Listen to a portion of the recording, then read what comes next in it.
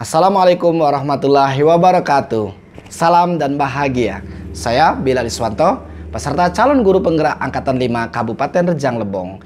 Izinkan saya di video ini untuk menyelesaikan tugas mengenai demonstrasi kontekstual modul 3.1, yaitu mengenai membuat keputusan berdasarkan nilai-nilai kebajikan sebagai seorang pemimpin. Pada tugas kali ini, saya diminta untuk mewawancarai 2 orang pemimpin sekolah. Nah, dalam wawancara ini nanti akan berkaitan dengan bagaimana seorang pemimpin sekolah atau kepala sekolah dalam membuat keputusan-keputusan yang berkaitan dengan dilema etika. Dari hasil wawancara, saya sebagai peserta CGP Angkatan 5 diminta untuk melakukan analisis terhadap materi yang saya pelajari, yaitu mengenai 4 paradigma mengenai dilema etika dan 3 prinsip dilema etika dan 9 langkah-langkah pengambilan keputusan. Baiklah, untuk video pertama ini saya akan mewawancarai kepala sekolah saya di SMK Negeri 1 Rejang Lebong, Pak Asep Suparman. Simak video berikut. Oke, terima kasih Pak Asep ya, sudah sama-sama. Ya, silakan Pak Bilal. Wawancara ini. Oke. Langsung saja Pak, seperti baik. wawancara yang sudah saya sampaikan sebelumnya. Ya. Ini kita akan melakukan wawancara mengenai pengambilan keputusan Bapak sebagai kepala sekolah di SMK Negeri 1 Rejang Lebong. Langsung saja Pak, untuk yang pertama, selama ini bagaimana Bapak dapat mengidentifikasi bahwa kasus-kasus itu masuk ke dalam ranah dilema etika atau bujukan moral? Ya, baik, terima kasih Pak Bilal. Ini ada sebuah contoh kasus ya terkait dengan dilema etika ya. Ada guru yang diundang di diklat upscaling ya. Di BMTI Bandung misalnya kan, ada beberapa orang guru sampai 6 orang ya kan, itu lebih kurang ada yang hampir 40 hari ya, ada yang sebulan. Nah, ini kepala sekolah dihadapkan sebuah problem ya, yang dilema.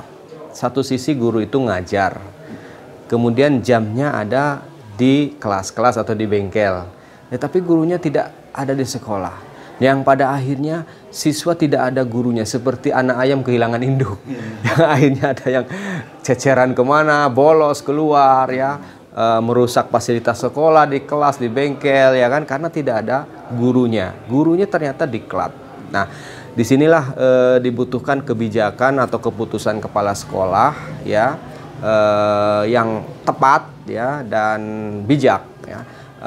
Memang di satu sisi ini sangat dilema ya, guru meninggalkan tugasnya ya, mengajar dan mendidik anak di sekolah yang dalam kurun waktu yang cukup lama, tidak sehari 2 hari ya. Tapi di sisi lain itu juga penting untuk meningkatkan kemampuan ya, kompetensi guru ya di dalam mengajar. Perlu ditingkatkan dengan upscaling, rescaling ya, di dunia industri ya, melalui diklat-diklat untuk meningkatkan profesionalisme dan kompetensinya. Nah, maka di sini kepala sekolah harus bisa mengambil keputusan yang tepat di dalam menghadapi yang dilematis ini. Saya selalu memberikan solusi ya, jalan keluarnya agar guru yang diklat tersebut ya menyiapkan guru pengganti itu sebagai solusinya. Nah, sehingga ada win-win solution ya. Sekolah tetap jalan, jam dia juga tetap ada yang menggantikan di bengkel atau di kelas ya. Dia tetap bisa melaksanakan diklat di luar sana. Seperti itu. Ya, jadi Bapak dalam proses pengambilan keputusan antara 2 hal yang sama baiknya, sama buruknya, dengan memberikan solusi seperti yang Bapak sampaikan tadi ya Pak ya. Jadi win-win solution. Win-win solution yang terbaik ya Pak ya. Betul. Oke, nah selanjutnya langkah-langkah atau prosedur seperti apa yang Bapak lakukan selama ini untuk menyelesaikannya Pak, atau memanggil gurunya atau seperti apa gitu? Ya, langkah-langkahnya atau prosedurnya biasanya kan guru mau melaksanakan diklat itu ada surat undangan terlebih dahulu. Kemudian minta surat tugas ya, surat tugas dari kepala sekolah, tanda tangan SPPD-nya ya. Nah, pada saat bersamaan menghadap tersebut ya, kita kasih solusinya. Jadi Anda mau ikut diklat di sana, itu silakan hak untuk meningkatkan kompetensi. Tetapi di sisi lain ini juga anak didik jangan sampai dikorbankan. Kita jangan sampai mengorbankan peserta didik. Kita harus berpusat pada kebutuhan peserta didik, ya, memikirkan bagaimana nasibnya ketika ditinggalkan. Nah, maka harus ada win-win solutionnya. Anda sebagai guru pengampunya atau guru mapelnya harus mencarikan sebagai guru penggantinya siapa, rekan Anda yang bisa menggantikan di jam tersebut. Nah itu, jadi sudah ada langkah tersebut sehingga pada saat guru tersebut berangkat diklat dan melaksanakan diklatnya, maka ada yang menggantikan. Seperti itu. Jadi solusinya sangat-sangat sesuai Pak ya. Iya. Keputusannya keputusan menang-menang gitu. Ya, betul, win-win. win-win. Yang terbaik untuk anak dan terbaik untuk gurunya juga. Betul. Nah, menurut Bapak dari keputusan yang Bapak buat, hal apa yang Bapak anggap efektif dalam mengambil keputusan tersebut? Ya, hal yang paling efektif itu komunikasi menurut saya. Jadi bagaimana kita mengkomunikasikan dengan baik dengan guru tersebut, ya kan? Tapi kalau tidak ada komunikasi yang baik, maka ada terjadi miskom yang pada akhirnya tidak bagus perjalanan ininya kan, diklatnya, dan juga terganggu seperti itu. Ya. Selanjutnya Pak, apa hal-hal yang menjadi tantangan bagi Bapak selama atau dalam proses membuat keputusan seperti ini Pak? Ya, memang tantangan menariknya ini terkadang ya bagaimana mencerahkan warga sekolah gitu kan. Tantangannya seperti ini, misalnya ada guru yang berangkat diklat, ya itu penting. Tapi di sisi lain yang guru yang lain itu menyaksikannya, wah ini enak banget ya, tidak ngajar. Nah itu kan siswanya tercecer dan sebagainya. Nah itu bagaimana kita mencerahkan guru-guru yang seperti itu. Jadi gantian ya. Siapa tahu yang guru yang tadinya mengomentari itu ternyata dipanggil diklat juga. Nah, jadi bagaimana mencerahkan guru-guru yang lain yang belum dikasih kesempatan untuk diklat itu juga untuk bisa bertoleransi lah terhadap guru yang berangkat dipanggil diklat ya, sehingga kita tantangannya bagaimana bisa mencerahkan semua warga sekolah itu. Jangan ada istilahnya wah itu enak ya, tidak seperti ya, itu ya. Bisa sama-sama tahu persepsi, ya, Pak, satu ya. persepsi itu. Kemudian seperti ini Pak, mengenai penjadwalan untuk menyelesaikan kasus dilema, Bapak apakah menyelesaikan kasus ini secara langsung di tempatnya saat terjadi atau Bapak buatkan jadwal khususnya Pak? Ya, jadi kalau itu kita lihat dulu tingkat kerumitan masalahnya. Kalau sekiranya itu bisa diambil cepat, ya diambil cepat. Seperti yang tadi ini kan, ada saat guru mau izin diklat ya, kita langsung sampaikan. Tetapi mungkin kasusnya lain ketika ada guru yang mungkin tidak masuk ya, tetapi bukan dikarenakan diklat, misalnya apa. Nah itu mungkin butuh waktu khusus. Kita mengundangnya, memanggilnya, minta klarifikasi, ya kan? Kita berikan pembinaan dan seterusnya. Jadi itu. Baru itu dijadwalkan kalau yang seperti itu. Ya. Okay. Kemudian Pak, apakah dalam proses pengambilan keputusan tersebut ada seseorang atau faktor-faktor yang mempermudah dan membantu Bapak dalam proses pengambilan keputusan? Ya, tentunya ada, karena di sekolah ada sistem tim manajemen sekolah, ya kan, dari mulai kepala sekolah, koordinator TU, para waka, kaprodi, kabeng, dan wali kelas. Itu perangkat-perangkat komponen yang support ya untuk mendukung bagaimana pengambilan keputusan ini dikeluarkan ya tepat, bijak ya, dan sesuai dengan porsinya seperti itu, sehingga perangkat-perangkat ini bisa memberikan masukan ya kepada kepala sekolah seperti itu. Oke, yang terakhir nih Pak. Ya. Dalam proses Bapak pengambilan keputusan dan semua tantangan dan faktor yang membantu, apa pembelajaran yang bisa Bapak petik dari pengalaman Bapak dalam membuat keputusan dilema etika ini? Ya, pengalaman yang bisa diambil atau dipetik itu yang pertama, kita belajar bagaimana kata orang tua dulu itu seibarat menarik rambut dalam tepung. Itu filosofinya menyelesaikan permasalahan apapun ya. Bagaimana caranya ikannya dapat, kolam tetap jernih, tidak keruh. Nah, jadi itu pengalamannya dan diambil hikmahnya dalam pengambilan sebuah kebijakan atau keputusan. Ya. Ya, terima kasih Pak Ya, atas sama-sama. waktunya. Oke. Semoga ini bisa diambil pelajaran kepada teman-teman. Amin, amin. Terima Sukses kasih, Pak. ya, Terima kasih, sukses Pak. selalu. Ya. Ya, oke, ya. Ya. Itulah video wawancara saya bersama Pak Asep Suparman. Kemudian video wawancara kedua yaitu dengan Ibu Tri Handayani selaku Kepala Sekolah SD Negeri 7 Kabupaten Rejang Lebong. Simak video wawancara berikut ini. Assalamualaikum warahmatullahi wabarakatuh, Ibu. Waalaikumsalam warahmatullahi wabarakatuh. Terima kasih Bu sudah menyiapkan waktu untuk kami melaksanakan wawancara sebagai bentuk tugas kami di program Guru Penggerak ini. Jadi wawancara kita ini Bu minta waktunya sedikit, nanti akan membicarakan mengenai selama ini proses pengambilan keputusan Ibu Tri sebagai kepala sekolah di SD Negeri 7 seperti apa. Oke, kita mulai Bu ya. Nah, untuk pertanyaan pertama, selama ini dalam proses di sekolah ini bagaimana Ibu Tri caranya mengidentifikasi kasus-kasus, membedakannya dari kasus yang berhubungan dengan dilema etika dan kasus yang hubungannya dengan kebujukan moral, bagaimana mengidentifikasinya? Oke, yang pertama kita kaitkan dengan dilema etika tadi ya, dan bujukan moral nanti yang kedua. Mungkin tapi apa yang saya sampaikan mungkin bisa secara garis dua-duanya mungkin bisa besar ya.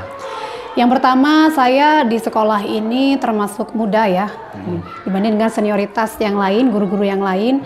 Itu ada yang bulan depan pensiun, ada lagi tahun depan pensiun dan segala macam. Dan itu terkait dengan tingkat kesehatan juga. Guru-guru kita di sini banyak yang saat ini sering sakit, kemudian sering terkendala untuk masuk ke kelas. Nah, kalau saya kemarin berpikir ingin mengaitkan itu dengan tupoksi sebagai seorang guru, itu kan harus hadir di sekolah dengan persentase sebulan sekian. Tapi kadang saya berpikir lagi bahwa saya harus mempertimbangkan rasa sosial saya, kemudian toleransi saya, karena ada satu kondisi yang tidak bisa kita kita kaitkan dengan disiplin yang tegas atau dengan aturan yang tegas. Nah, kemarin saya mengajak Dewan Guru karena sudah ada beberapa, bukan kasus ya, beberapa temuan di beberapa bulan terakhir kemarin itu ada kelas-kelas, bukan hanya satu kelas ini, 2 dan 3 kelas yang barengan ini gurunya sakit. Dan sakit pun memang sakit betulan, bukan sakit yang diada-adakan sakitnya gitu kan. Dan ada surat dokternya dan kami pun sempat berkunjung sekaligus seperti itu. Nah, jadi berdasarkan itu kemarin saya mengadakan rapat bersama Dewan Guru.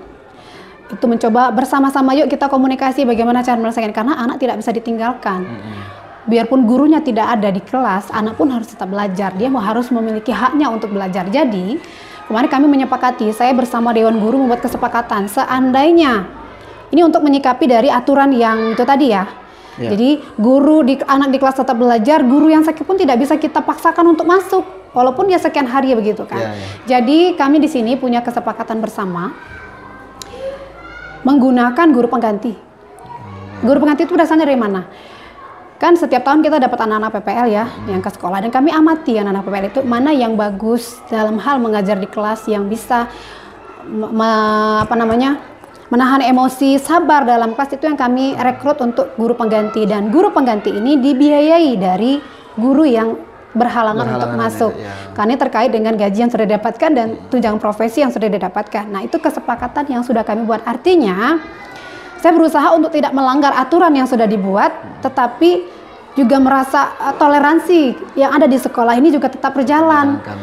Jadi, ya yang penting sekolah ini berjalan dengan kondusif dan bisa dipertanggungjawabkan antara guru dan saya juga kepala sekolah serta pembelajaran yang didapatkan oleh siswa. Jadi membuat keputusan yang terbaik ya Bu ya? Ya. Win-win solution gitu ya? Ya, dan membuat keputusan itu perlu pemikiran yang berapa hari kan, gimana caranya ini, bagaimana. Kesannya begini, kalau kita mengambil keputusan, salah saja satu kita menyampaikan dengan Dewan Guru, itu kan jadi kericuhan. Jadi cara penyampaian kita pun harus kita pertimbangkan. Dan saya di sini alhamdulillah punya banyak orang tua, dalam tanda kutip, dan bagaimana cara kita ngomong sama orang tua, itu yang kita laksanakan di sini. Artinya menarik juga Bu ya, prosedur untuk menjalankan itu perlu prosedur khusus gitu ya. Nah, bisa disampaikan tidak prosedur secara gamblangnya lah, nggak terlalu detail juga tidak apa, dalam membuat keputusan-keputusan yang ada dilema antara kedua kepentingan yang sama-sama benar seperti ini. Prosedurnya seperti apa? Yang pertama, tentu saya harus berpikir sendiri dulu, mengkaji lagi. Ini saya kalau ambil begini bagaimana? Ini kalau gini, nah kalau saya mengambil tindakan yang ini resikonya apa? Kalau saya mengambil tindakan ini resikonya apa? Dan tentu saya harus berkomunikasi, karena harus minta pendapat dengan orang yang lebih berpengalaman juga di sekolah ini. Berkomunikasi berdua dulu. Seandainya begini bagaimana? Seandainya begini bagaimana? Karena saya kan termasuk baru di sini. Baratnya ya lebih lama guru-guru yang di sini kan mereka sudah paham watak guru seperti apa. Kemudian situasi sekolah ini seperti apa, dan kita harus berkomunikasi. Yang pertama saya memikirkan dulu dari versi saya dulu, dan saya catat begitu ya, tindakan-tindakan yang saya lakukan. Kemudian saya diskusikan berdua dulu dengan guru senior yang anggap senior. Senior bukan hanya usia, tapi juga senior pengalaman juga, walaupun masih muda tapi pengalamannya bagus, itu juga bisa dikatakan senior. Nah, meminta pandangan beberapa orang yang saya percayai. Kemudian kita sama-sama mengkaji ini kira-kira kalau kita begini dampaknya apa, resikonya apa. Nah, setelah kita mengkomunikasi, kita kaji lagi dan menganggap ini yang terpenting, baru dikomunikasikan secara luas. Entah itu di kegiatan apel, entah di kegiatan rapat khusus yang kami adakan, ataupun di kegiatan rutin kami di kegiatan Jalur KKG di sekolah ini. Gitu. Jadi seperti itu prosedurnya ya, langkah-langkahnya. Nah, dari beberapa prosedur tersebut, yang menurut Ibu Tri, bagian mana yang menyatakan bahwa itu prosedurnya sangat efektif dilakukan gitu, bagian mananya? Atau apa kunci keefektifan prosedur tersebut? Yang pertama kunci keefektifan, yang pertama sabar ya. Yang kedua kita komunikasi. Yang ketiga kita pasti harus berkolaborasi. Yang keempat kita sendiri harus menahan emosi. Karena apa?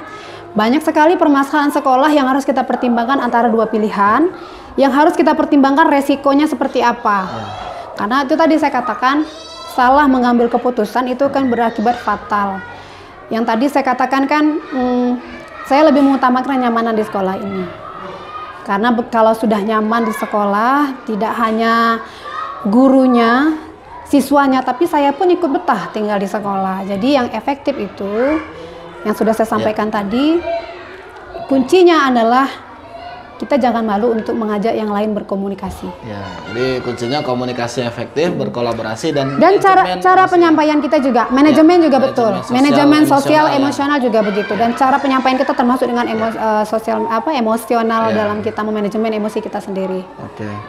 Nah, dari beberapa proses pengambilan keputusan, apa menurut Ibu Tri tantangan yang terberat ini untuk menjalankannya?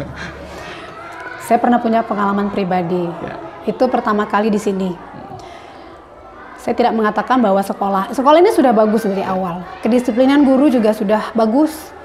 Tapi ada beberapa bagian-bagian yang harus dibenahi. Ya.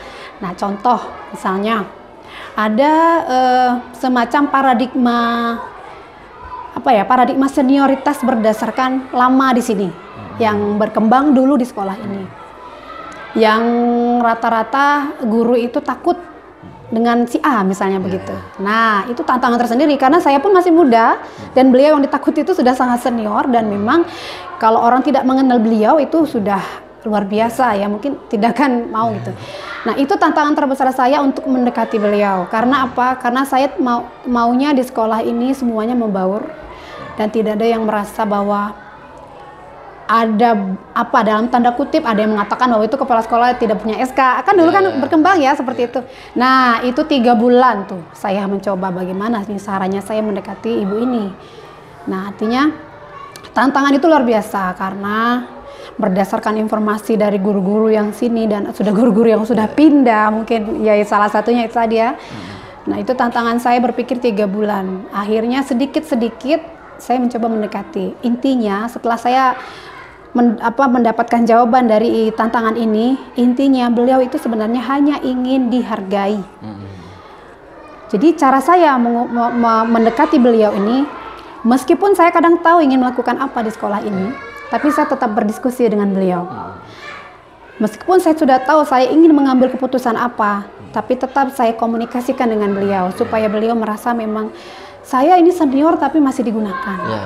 Karena jangan sampai ada persepsi bahwa saat ini kan berkembang, oh senior-senior sekarang sudah tidak digunakan lagi karena sudah muncul yang muda-muda, karena sudah menggunakan IT dan segala macam. Tapi saya mencoba untuk menggunakan kiat itu dan alhamdulillah itu berhasil. Jadi sebenarnya ingin berkontribusi lebih gitu kan, sebenarnya bagus tapi gitu maksudnya. dia bagus, cuman hanya ingin dihargai dan ingin dilibatkan dalam kegiatan yang ada di sekolah. Oke, nah selanjutnya Bu, dalam menyelesaikan permasalahan, apakah Ibu Tri langsung membuat keputusan dalam waktu tersebut atau ada penjadwalan gitu untuk membuat keputusannya? Saya lihat dulu masalahnya apa. Ya. Kalau masalahnya pembelajaran, biasanya saya kan pernah bukan sering ya, ada jadwal supervisi. Ya. Nah, kalau berkaitan dengan supervisi yang saya dapatkan, masalah yang saya dapatkan, itu biasanya saya membuat jadwal refleksi bersama guru-guru. Setelah pengadaan supervisi, tidak langsung, misalnya hari ini selesai nih, saya sudah keliling nih minggu ini. Biasa kan karena ini 13 rombel, jadi kan tidak selesai sehari. Paling jadwal saya itu sehari itu dua kelas. Setelah selesai semua, saya refleksi lagi temuan-temuannya, nanti kelang seminggu setelah itu baru kita refleksi bersama untuk menyelesaikan nih permasalahan ini bagaimana caranya. Nah, tapi kalau permasalahan mendadak, misal ada permasalahan siswa yang tidak bisa ditangguli oleh guru, ya otomatis kita laksanakan pada saat itu langsung. Nah, seperti kemarin kami ada contoh kasus anak kami ini di luar jam sekolah ini mau tawuran kemarin, sama anak SMP ada, mungkin dengar nggak ya, tapi alhamdulillah sudah selesai. Jadi guru ini melaporkan kepada saya, Bu, begini-begini. Nah, saya panggil, ternyata setelah kami dalami ini banyak dari kami. Nah, karena saya merasa bahwa ini sangat penting dan harus segera diselesaikan, makanya pada hari itu juga saya menghubungi pihak SMP. Saya tidak menyebutkan SMP-nya, kepala sekolah SMP-nya saya hubungi, wali-wali mereka yang terlibat saya hubungi. Saya juga minta yang terlibat di SMP itu untuk didatangkan ke sini bersama walinya dan gurunya, dan saya juga melibatkan Babinsa pada saat itu. Itu cara saya untuk menyelesaikan masalah yang saya anggap ini sangat serius. Jangan sampai terulang lagi. Jadi masalah yang diselesaikan, kapan waktu dan penjadwalannya itu sesuai dengan apa dulu masalahnya.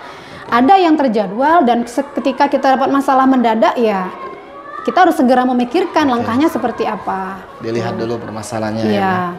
Nah, selanjutnya, adakah seseorang atau faktor-faktor yang mendukung dalam Ibu Tri membuat keputusan-keputusan tersebut? Yang pertama tadi saya katakan, kita kadang di sekolah ini ada keputusan yang harus kita buat sendiri dan ada yang harus banyak dipertimbangkan.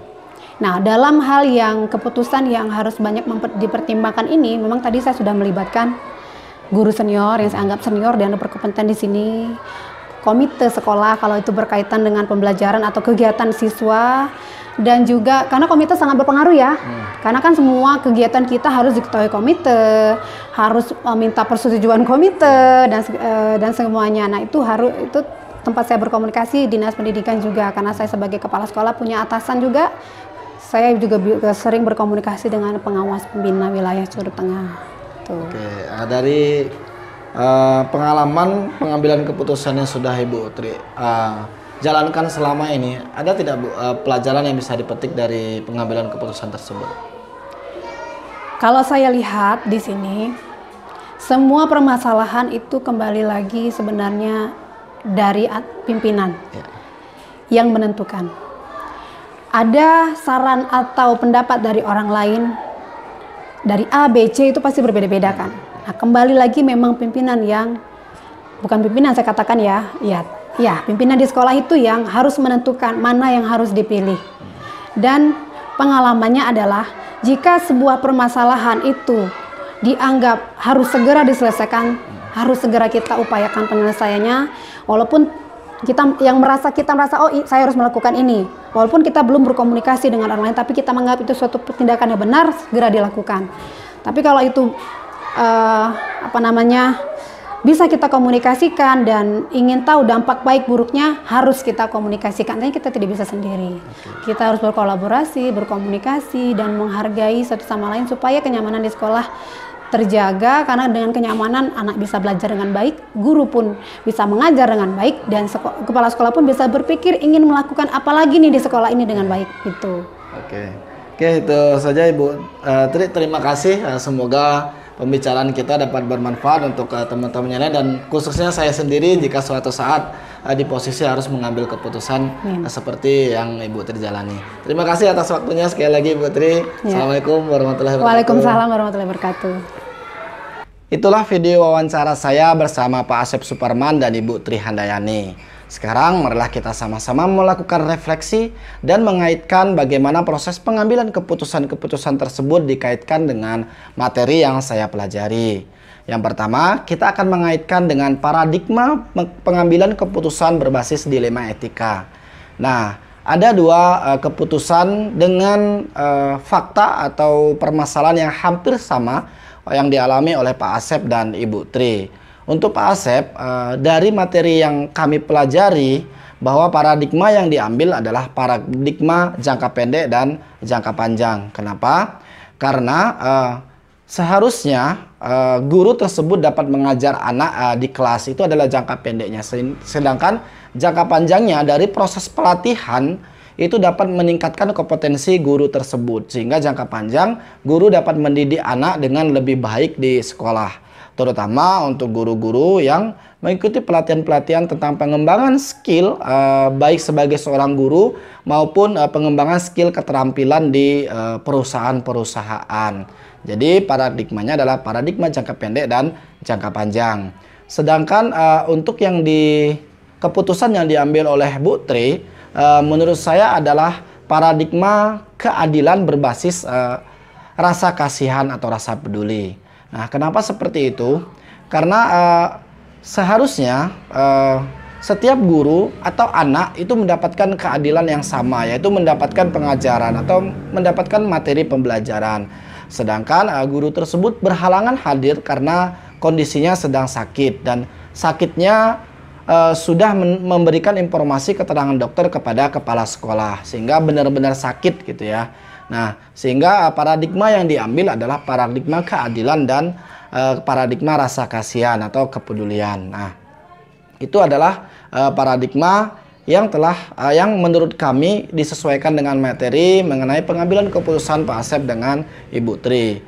Selanjutnya yaitu mengenai prinsip pengambilan keputusan dilema etika. Nah, dari prinsip pengambilan keputusan dilema etika yang berbasis hasil akhir, berbasis peraturan, dan berbasis rasa kepedulian atau care-based thinking, menurut saya dari dua kasus tersebut itu adalah berbasis peraturan, terutama yang dilakukan oleh Pak Asep Suparman.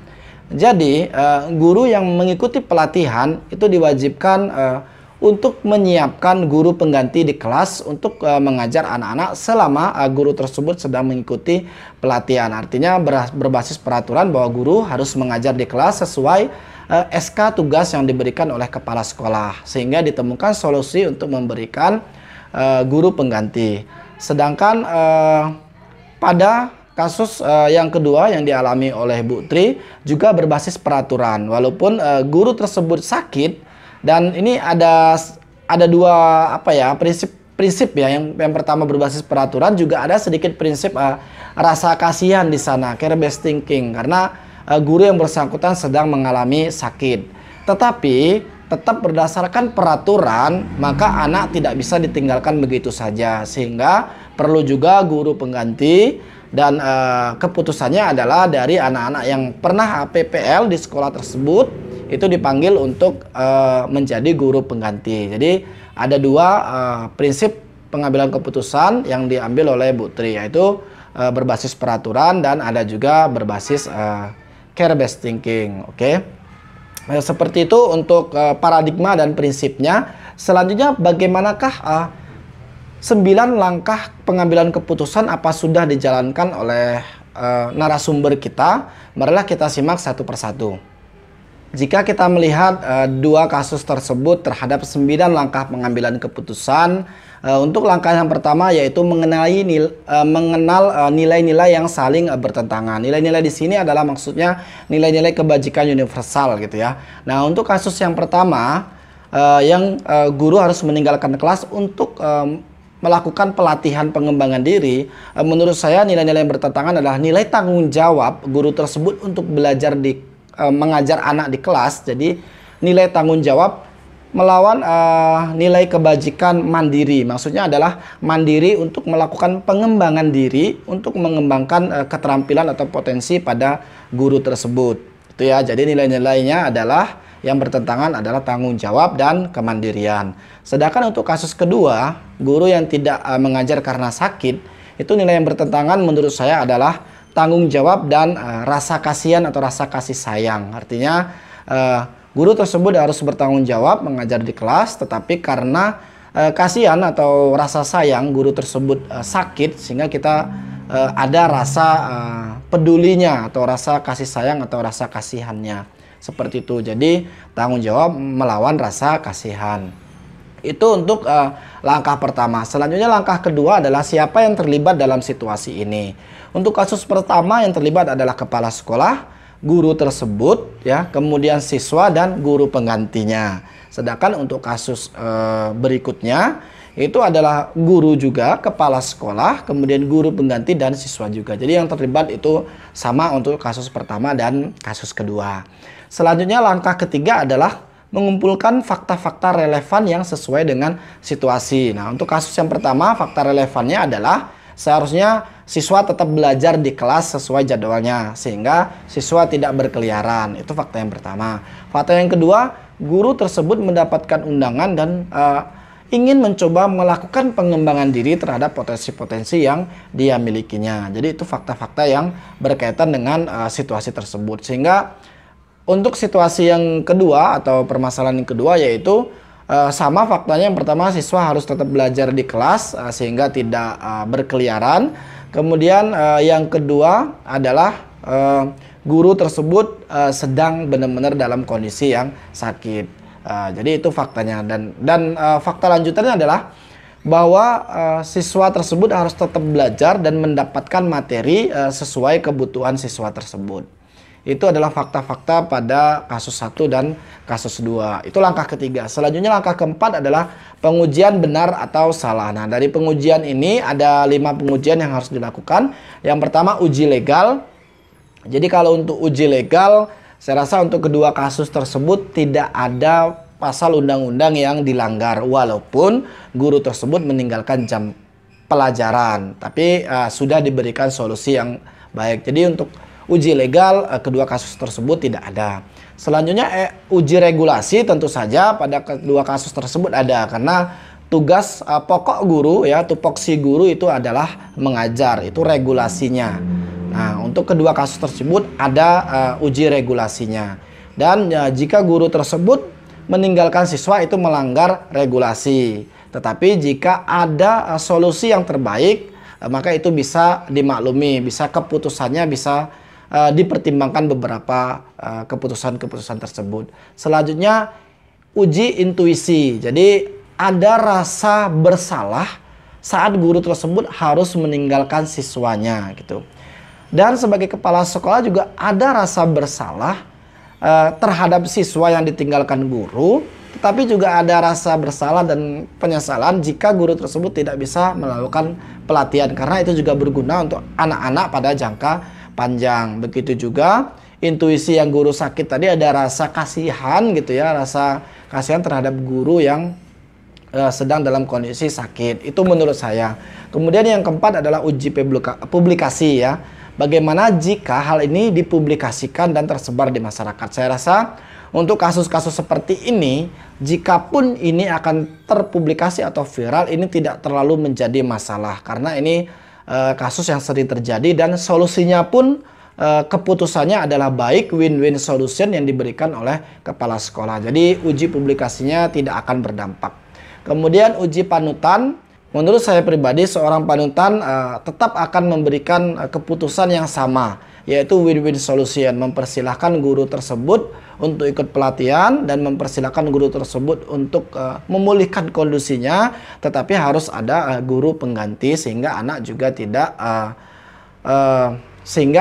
masih dapat pembelajaran seperti biasanya. Itu langkah keempat. Selanjutnya langkah kelima adalah pengujian paradigma benar lawan benar. Nah, ini ya, paradigmanya semuanya benar lawan benar. Untuk yang kasus pertama, benar, ya, bahwa siswa harus mendapatkan pengajaran selalu di kelas. Begitu juga guru juga benar karena dia akan mengembangkan potensinya, gitu ya. Untuk kasus kedua, siswa yang benar, siswa harus belajar terus berada di kelas, tidak boleh jamnya kosong. Begitu juga kita bisa membenarkan bahwa guru tersebut memang situasinya sakit gitu. Kita tidak mungkin memaksa guru yang sakit untuk mengajar di kelas, seperti itu. Jadi faktanya sama-sama benar gitu ya. Paradigmanya sama-sama berpikir paradigma benar dan benar. Makanya ini masuk ke dalam kasus dilema etika, bukan masuk ke dalam kasus bujukan moral. Selanjutnya yang keenam yaitu melakukan prinsip resolusi. Nah, pada prinsip resolusi ini menurut saya kepala sekolah menggunakan paradigma atau menggunakan prinsip berbasis peraturan. Dan untuk kasus kedua itu ada juga paradigma berpikir menggunakan paradigma berbasis rasa kasihan atau rasa peduli, care based thinking. Itu untuk langkah ke-6. Selanjutnya langkah ke-7 yaitu investigasi opsi trilema. Jadi keputusan yang diambil itu sudah opsi yang terbaik, yaitu dengan memberikan guru lainnya atau guru pengganti untuk dalam pembelajaran itu. Untuk opsi-opsi yang lain mungkin akan sulit, terutama untuk kasus kedua, karena kasus kedua itu guru benar-benar sakit, jadi kita tidak bisa tunda sakitnya. Kalau untuk pelatihan mungkin masih bisa opsinya memberikan kesempatan guru untuk pelatihan pelatihan berikutnya, atau ada pelatihan-pelatihan yang di luar jam pembelajaran murid. Bisa mencari pelatihan-pelatihan yang sifatnya daring, online gitu. Jadi bisa ikut pelatihan, bisa juga tetap mengajar murid. Itu opsi-opsi dari kedua kasus tersebut. Kemudian langkah ke-8 yaitu membuat keputusan. Nah, keputusan sudah dibuat dan keputusan dari dua kasus tersebut sama ya. Mempersilahkan guru ikut pelatihan dan untuk menyembuhkan diri, kasus yang kedua. Kemudian keputusannya adalah membuat atau menyiapkan guru pengganti agar siswa tetap bisa belajar di kelas. Nah, langkah terakhir yaitu langkah ke-9, lihat lagi keputusan dan refleksikan. Jadi setelah kita membuat keputusan, sebelum kita membuat keputusan, kita refleksikan apakah keputusan ini merupakan keputusan yang terbaik, ya, win-win solution untuk beberapa pihak yang terlibat, yaitu di sini untuk siswa dan guru yang mengajar. Begitu juga guru pengganti, itu perlu dipikirkan juga. Guru pengganti ini seperti apa? Nah, kalau untuk kasus kedua, guru penggantinya, karena yang sakit guru yang mengajar, maka biaya untuk sebagai guru pengganti, karena guru penggantinya adalah mahasiswa gitu kan, mahasiswa PPL yang sudah selesai PPL-nya, tapi karena bagus mahasiswa tersebut dipanggil untuk sebagai guru pengganti. Nah, biayanya atau uang transport untuk guru pengganti tersebut dibebankan kepada guru yang sakit gitu ya. Makanya dia lebih banyak ke paradigmanya, prinsipnya itu berbasis peraturan, karena tetap kembali kepada guru yang sakit tersebut untuk membiayai transportasi guru penggantinya. Baiklah, itulah hasil refleksi saya yang pertama. Selanjutnya refleksi yang kedua yaitu mengenai isi. Bagaimana hasil wawancara antara dua narasumber yang saya wawancarin tadi, adakah persamaan dan perbedaannya? Nah, untuk persamaannya ada, yaitu prinsip pengambilan keputusannya berbasis peraturan. Walaupun untuk kasus kedua itu ada sedikit berbasis rasa kepedulian. Kemudian yang berbeda yaitu paradigmanya. Untuk kasus yang pertama, kemudian untuk perbedaannya pada kasus yang pertama itu paradigmanya adalah paradigma berpikir jangka pendek dan jangka panjang. Untuk kasus kedua, paradigma yang diambil adalah paradigma keadilan melawan rasa kasihan. Yang menonjol adalah yang pertama, untuk Kepala Sekolah Pak Asep Suparman mengatakan bahwa dalam proses pengambilan keputusan itu sebaiknya berdampak baik terhadap yang semua warga sekolah. Jadi harus diterima terhadap semua warga sekolah. Seperti kita mengambil selai rambut di dalam tepung, seperti itu kurang lebih. Kemudian untuk yang disampaikan Ibu Tri, ada hal yang menarik juga, bahwa untuk menyelesaikan sebuah permasalahan kita perlu dulu menyamakan persepsi ya, untuk merubah mindset atau paradigma kita. Jika paradigma atau visi berpikirnya sudah sama, maka keputusan yang akan diambil akan lebih baik dan diterima oleh semua warga sekolah. Kemudian refleksi saya yang ketiga yaitu mengenai apa rencana ke depan para pimpinan untuk dalam menjalankan keputusannya. dari hasil wawancara terlihat bahwa kepala sekolah menyampaikan akan berusaha mengambil keputusan dengan memanfaatkan potensi-potensi yang ada di sekeliling warga sekolah, yaitu dengan melakukan kolaborasi yang baik dan melakukan komunikasi yang sangat efektif. Karena komunikasi itu adalah kunci dalam pengambilan keputusan yang baik. Selanjutnya refleksi yang keempat yaitu bagaimana jika saya sendiri dalam prosesnya pengambilan keputusan baik kepada siswa maupun rekan sejawat untuk kedepannya. Saya sendiri akan mengambil keputusan dan melihat dari 4 paradigma, 3 prinsip, dan akan berusaha menjalankan 9 langkah pengambilan keputusan. Dan yang tidak kalah penting yaitu keputusan yang saya akan ambil itu berpedoman terhadap 3 unsur. Yang pertama adalah keberpihakan terhadap murid, kemudian yang kedua berdasarkan nilai-nilai kebajikan universal, kemudian yang ketiga saya akan bertanggung jawab terhadap apapun konsekuensi yang terjadi terhadap keputusan yang telah saya ambil. Selanjutnya refleksi yang kelima yaitu apakah hasil refleksi saya ini dalam video ini itu mudah dipahami. Menurut saya sudah menyusun video ini mulai dari pembukaan, kemudian wawancara narasumber pertama, narasumber kedua, kemudian baru saya ajak penonton yang melihat video ini untuk melakukan refleksi. Saya kaitkan dengan materi yang saya pelajari, kemudian beberapa refleksi yang lainnya. Menurut saya ini sudah runut dan sudah baik dan efektif seperti itu. Kemudian refleksi yang terakhir yaitu apakah durasi dan panjang video ini sudah cukup. Menurut saya memang video ini sedikit terlalu panjang, tetapi ini sangat perlu karena kita harus sesuai topik dan semua yang dibahas sebagai bahan referensinya atau refleksinya itu benar-benar mengena sesuai dengan topik pembicaraan wawancaranya. Mungkin seperti itu refleksi dari saya. Terima kasih yang telah menonton. Semoga hasil refleksi mengenai pengambilan keputusan seorang pemimpin ini dapat berdampak baik untuk semua penonton. Khususnya kepada diri saya sendiri jika suatu saat saya dihadapkan pada sebuah permasalahan yang harus saya buat keputusannya. Terima kasih, semoga video ini tetap bermanfaat. Banyak maaf jika ada kekurangan. Salam dan bahagia. Assalamualaikum warahmatullahi wabarakatuh.